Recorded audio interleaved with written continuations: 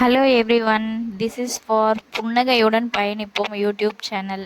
நம்ம சேனலில் பார்த்தீங்கன்னா இதான் வந்து ஃபஸ்ட் வீடியோ வந்து அப்லோட் பண்ண போகிறாங்க. Keep support me all. அப்புறம் பார்த்தீங்கன்னா புதுசாக நம்மளோட சேனல் வந்து யாராவது வாட்ச் பண்ணிகிட்ருக்கீங்கன்னா நம்மளோட சேனலை வந்து சப்ஸ்கிரைப் பண்ணிக்கோங்க. பக்கத்தில் இருக்கிற பெல் பட்டனையும் வந்து ப்ரெஸ் பண்ணிக்கோங்க. அப்போ தான் வந்து நான் போடுற வீடியோஸ் வந்து உங்களுக்கு நோட்டிஃபிகேஷனாக வரும். ஃபஸ்ட்டு இன்றைக்கி நான் போட போகிற வீடியோ வந்து பார்த்திங்கன்னா ஒரு குக்கிங் வீடியோ தான். இன்றைக்கி சண்டேன்றதுனால நான் வந்து மட்டன் வாங்கியிருந்தேன், 1 kg மட்டன் வாங்கியிருந்தேன். மட்டன் வந்து வீடியோ போடலாமே, அப்படியே ட்ரையாக செய்ய போகிறேன். அதுதான் இந்த வீடியோவில் நீங்கள் பார்க்க போகிறீங்க. ஃபஸ்ட்டு வந்து மட்டனை நல்லா வாஷ் பண்ணி எடுத்துக்கோங்க. அதுக்கப்புறமா ஒரு குக்கரில் வாஷ் பண்ணி வச்சுருக்கிற மட்டனை சேர்த்துக்கோங்க.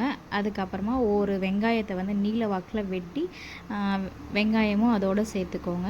அதுக்கப்புறம் பார்த்திங்கன்னா மஞ்சள் தூள் வந்து 1 டீஸ்பூன் அளவுக்கு சேர்த்துக்கோங்க. அதுக்கப்புறமா கொஞ்சமாக ஒரு கருவேப்பிலை இது சேர்த்துக்கோங்க. அப்புறம் தேவையான அளவுக்கு உப்பு சேர்த்துக்கிட்டு அந்த கறி முழுகிற அளவுக்கு பார்த்திங்கன்னா தண்ணி சேர்த்துக்கோங்க. ஒரு 1.5 டம்ளர் அளவுக்கு வந்து தண்ணி சேர்த்துக்கோங்க. அதுக்கப்புறமா கேஸ் ஆன் பண்ணிவிட்டு நம்ம குக்கரை தூக்கி அடுப்பு மேலே வச்சுட்டு க்ளோஸ் பண்ணிவிட்டு விசில் போட்டு விட்டுருங்க. ஒரு 4 விசில் வந்து வச்சு எடுத்துக்கோங்க. மட்டன் வந்து நல்லா சாஃப்டாக வெந்திருக்கும்.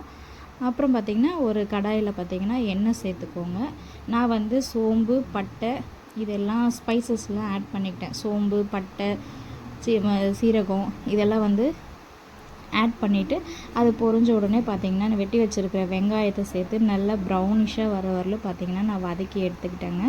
அதுக்கப்புறமா வந்து தக்காளி சேர்த்துக்கோங்க. நான் வந்து ஒரு 2 பச்சை மிளகா வந்து சேர்த்துருக்கேன். இஞ்சி பூண்டு பேஸ்ட்டு வந்து எப்போவுமே பார்த்திங்கன்னா நான் வெங்காயம் சேர்க்கும்போது சேர்க்கவே மாட்டேங்க.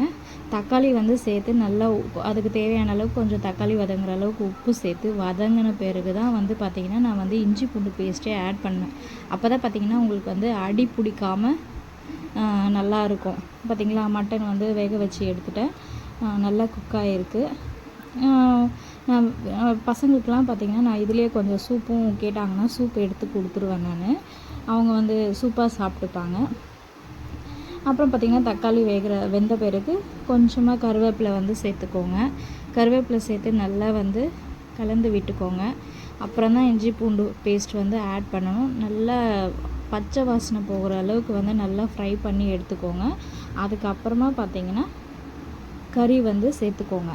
கறி சேர்த்து இதுலேயே ஆல்ரெடி நம்ம வந்து உப்பு ஆல்ரெடி சேர்த்துருக்கோம். அதனால் நம்மளுக்கு தேவையான அளவுக்கு கொஞ்சமாக வந்து உப்பு சேர்த்துக்கோங்க. உப்பு சேர்த்துக்கிட்டு நல்லா வந்து குக் பண்ணி எடுத்துக்கோங்க. நான் வந்து குழிக்கரண்டி இருக்குது இல்லைங்களா, அந்த கரண்டியில் வந்து ஒரு 1.5 டீஸ்பூன் அளவுக்கு பார்த்திங்கன்னா மிளகாய் தூள் ஆட் பண்ணியிருக்கேன். உங்கள் வீட்டில் உங்கள் மிளகாய் தூள் உங்கள் காரத்துக்கு ஏற்ப உங்களுக்கு எவ்வளோ தேவையோ அந்த அளவுக்கு வந்து நீங்கள் ஆட் பண்ணிக்கோங்க. நல்லா மிக்ஸ் பண்ணி விட்டுக்கோங்க. நல்லா வந்து தேவையான அளவுக்கு 1.5 டம்ளர் அளவுக்கு நான் தண்ணி ஊற்றி வேக வச்சுருந்தேன். உங்களுக்கும் அதே அளவுக்கு உங்களோட நீங்கள் எவ்வளோ கறி எடுக்கிறீங்க அந்த மெஷர்மெண்ட்டுக்கு ஏற்ற மாதிரி உங்களுக்கு கிரேவியாக வேணும்னா கிரேவியாக, இல்லை குழம்பா வேணும்னா குழம்பா, அந்த அளவுக்கு நீங்கள் வந்து வாட்டர் ஆட் பண்ணிக்கோங்க. நான் வந்து ஒரு ஒன் கிளாஸ் தான் வந்து ஆட் பண்ணியிருந்தேன். ஆட் பண்ணி நல்லா வந்து குக் பண்ணி எடுத்துக்கிட்டேன். பாருங்கள், டீப் ஃப்ரை மாதிரி நல்லா இந்த அளவுக்கு கிரேவி வர மாதிரி நான் வந்து வேக வச்சு எடுத்துக்கிட்டேன். யம்மியாக இருந்துச்சுங்க இந்த மட்டன். ஃபைனலாக வந்து பார்த்திங்கன்னா கொத்தமல்லி கொஞ்சம், கருவேப்பிலை கொஞ்சம் கட் பண்ணி நான் இதோடு சேர்த்துக்கிட்டேன். மணக்க மட்டன் குழம்பு என்னோடய ஸ்டைலில் ரெடி. இது வந்து சுட சுட சாதத்துக்கு போட்டு சாப்பிட்டா நல்லாயிருக்கும். அப்புறம் பார்த்திங்கன்னா தோசைக்கு சாப்பிட்டாலும் நல்லாயிருக்கும். நீங்களும் ட்ரை பண்ணுங்கள்.